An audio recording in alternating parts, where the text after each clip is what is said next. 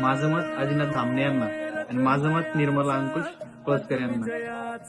येणाऱ्या 7 तारखेला जिल्हा परिषद व पंचायत समिती निवडणुकीसाठी भारतीय जनता पार्टीने दिलेले उमेदवार जिल्हा परिषदेसाठी आदिनाथराव बाबूराव धामणे यांच्या कमळ या निशाणीला आम्ही मतदान देणार आहोत.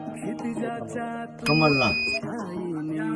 त्यानंतर पंचायत समितीसाठी निर्मलाताई अंकुशराव पळसकर कमलला.